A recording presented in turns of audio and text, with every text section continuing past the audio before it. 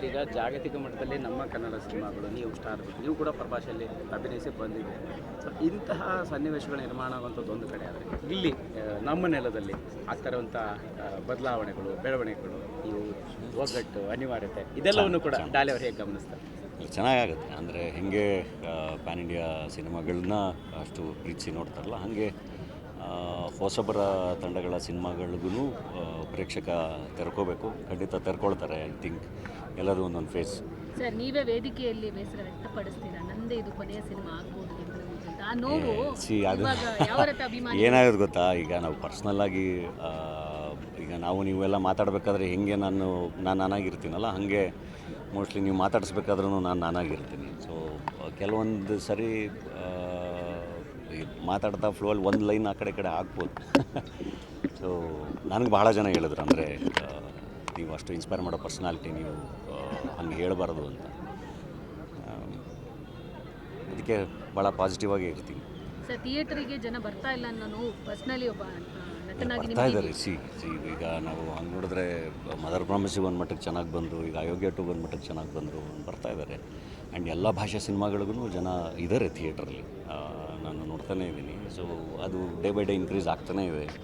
And toxic ಈಗ ದೊಡ್ಡ ಮಟ್ಟದಲ್ಲಿ ಬರ್ತಾ ಇದ್ದಾರೆ. ಸೊ ಇದ್ದಾರೆ ಪ್ರೇಕ್ಷಕರು, ಖಂಡಿತ ಒಳ್ಳೊಳ್ಳೆಯ ಸಿನಿಮಾಗಳಿಗೆ ಬರ್ತಾರೆ. ಸರ್, ಈಗ ಬರ್ತ್ಡೇ ನಟ ಆಗಿ ನೀವು ಯೋಚನೆ ಮಾಡೋಂಥವ್ರೆ, ಅಂದರೆ ಆರಂಭದಲ್ಲಿದ್ದಂಥ ಹೆಜ್ಜೆಗಳು ಡಾಲಿಯವರ ಕನಸುಗಳನ್ನು ಮುಟ್ಟುವಲ್ಲಿ ಎಷ್ಟರ ಮಟ್ಟಿಗೆ ಯಶಸ್ವಿ ಆಗಿವೆ, ಮುಂದಿನ ಕನಸುಗಳು ಎಷ್ಟರ ಮಟ್ಟಿಗೆ ದೊಡ್ಡದಾಗಿರುತ್ತೆ ಅನ್ನೋಂಥದ್ದು ಸರ್? ಇಲ್ಲ, ಭಾಳ ಚೆನ್ನಾಗಿದೆ. ನನಗೆ ಗೊತ್ತಿರೋಂಗೆ ಈಗ ನನ್ನ ಜರ್ನಿ ನೆನಪಿಸ್ಕೊಂಡ್ರೆ, ನನ್ನ ಡೈರೆಕ್ಟರ್ ಸ್ಪೆಷಲ್ ರಿಲೀಸ್ ಆದಾಗ, ರಾಟೆ ರಿಲೀಸ್ ಆದಾಗ ಹೇಗೆ ಅಲ್ಲಿಂದ ಜರ್ನಿ ತೊಗೊಬಂದೆ.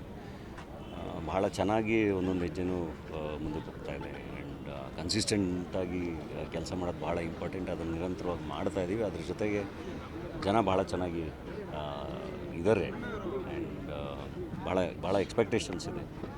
ಸೊ ಕೆಲಸ ಮಾಡ್ತಾಯಿದ್ದೀವಿ. ಸರ್, ಇದನ್ನು ಮಧ್ಯಾಹ್ನ 1:30ಕ್ಕೆ ಶಿವಣ್ಣ ಅವರು CM DK ಶಿ ಅವರನ್ನು ಭೇಟಿ ಆಗ್ತಿದ್ದಾರೆ. ಅಂದರೆ ಚಿತ್ರರಂಗದ ಆಗು ಹೋಗುಗಳ ಬಗ್ಗೆ ಮಾತಾಡೋಕ್ಕೆ. ಸೊ ಪ್ರತಿ ವರ್ಷ ರೀತಿ ಮೀಟಿಂಗ್ ಆಗ್ತಿರುತ್ತೆ. ನಿಮ್ಮದೇನಾದರೂ ಬದಲಾವಣೆ ಆಗಬೇಕು, ಚರ್ಚೆ ಆಗಬೇಕು. ದೊಡ್ಡವ್ರು ಏನೇನಿದೆ, ಏನು ಹೇಳಿದ್ರು ಅದಕ್ಕೆ ಖಂಡಿತ ನಾವು ಜೊತೆಗಿರ್ತೀವಿ. ಪ್ರತಿ ವರ್ಷ ನಿಮ್ಮ ಬರ್ಡೇ ಬರುತ್ತೆ. ಸೊ ಈ ವರ್ಷ ಎಷ್ಟು ವಿಶೇಷ? ಯಾಕಂತೇಳಿದ್ರೆ ತಂದೆ ಆಗಿದ್ದೀರಾ, ಜೊತೆಗೆ ಮೇಡಮ್ ಕಡೆ ಜೊತೆಗೆ ಇನ್ನೊಂದು ಜೀವ, ಅದು ಭಾಳ ಖುಷಿಯಾಗುತ್ತೆ. ಆಫೀಸ್ನು ಭಾಳ ಚೆನ್ನಾಗಿ ಎಂಜಾಯ್ ಮಾಡ್ತಾ ಇದ್ದೀನಿ. ಇದನ್ನೆಲ್ಲ ಮುಗಿಸಿ ಸಂಜೆ ಅವ್ರ ಜೊತೆ ಟೈಮ್ ಸ್ಪೆಂಡ್ ಮಾಡ್ತೀನಿ. ಅವರೇ ಗಿಫ್ಟ್. ಸರ್, ಫ್ಯಾನ್ಸ್ಗೆ ಬದುಕು ಕಟ್ಕೊಳ್ಳಿ ಅಂತ ಹೇಳಿದ್ರೆ ಬಹಳ ಸಮಯೋಚಿತ. ಒಬ್ಬ ಹೀರೋ ಬಾಯಲ್ಲಿ ಅಲ್ಲ, ಅವ್ರ ಬದುಕುಗಳು ಕಟ್ಕೊಳ್ಳೋದು ಭಾಳ ಇಂಪಾರ್ಟೆಂಟ್. ಏನಾಗುತ್ತೆ, ಅದು ಒಬ್ಬ ನಟನ ಅಭಿಮಾನಿಗಳಾಗಿರಲಿ, ರಾಜಕಾರಣಿಗಳ ಅಭಿಮಾನಿಗಳಾಗಿರಲಿ, ಯಾರದೇ ಅಭಿಮಾನಿಗಳಾಗಿರಲಿ, ಸೊ ಬದುಕು ಹುಸೇನ್ ಬೋಲ್ಟ್ ಥರ ಓಡ್ತಾ ಇರುತ್ತೆ ಭಾಳ ಫಾಸ್ಟಾಗಿ. ಸೊ ತಿರುಗಿ ನೋಡಿದ್ರೆ ಏನಪ್ಪ ಲೈಫಲ್ಲಿ ನಮ್ಮ ಜೀವನ ಏನಾಯಿತು ಅಂತ ಒಂದು ಸರಿ ಪ್ರಶ್ನೆ ಮಾಡ್ಕೊಂಡಾಗ ಎಷ್ಟೊಂದು ಸರಿ ಏನೂ ಆಗಿರೋಲ್ಲ.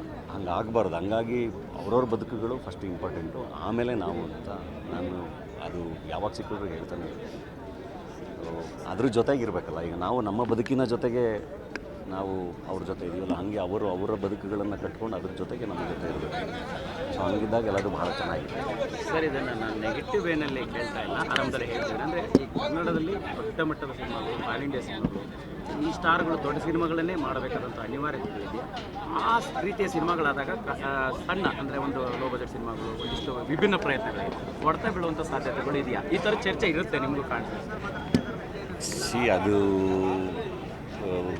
ಅಂದರೆ ಐ ಥಿಂಕ್ ಎಲ್ಲದಕ್ಕೂ ಜಾಗ ಇದೆ, ಪ್ರೇಕ್ಷಕ ಗಮನಿಸಬೇಕಷ್ಟೆ. ಸರ್, ಇತ್ತೀಚೆಗೆ ನಿರ್ಮಾಪಕರು ಒಂದು ಸ್ಟೇಟ್ಮೆಂಟ್ ಕೊಡ್ತಾರೆ. ಅಂದರೆ ಎಲ್ಲರೂ ಕೂಡ ಪ್ಯಾನ್ ಇಂಡಿಯಾ ಸ್ಟಾರ್ ಆಗಬೇಕನ್ನೋ ಆಲೋಚನೆಯನ್ನು ಬಿಟ್ಟು ಸಿನಿಮಾ ವರ್ಷಕ್ಕೆ ಮಾಡಬೇಕು, ಮತ್ತು ಪ್ರೊಡ್ಯೂಸರ್ ಕಡೆ ಕೂಡ ಗಮನ ಹರಿಸಬೇಕು ಅನ್ನುವಂಥ ಮಾತನ್ನು ಹೇಳ್ತಾರೆ. ನಿಮ್ಗೆ ಗೊತ್ತಿರುತ್ತೆ ಅಂತ ಅಂದ್ಕೊತೀವಿ.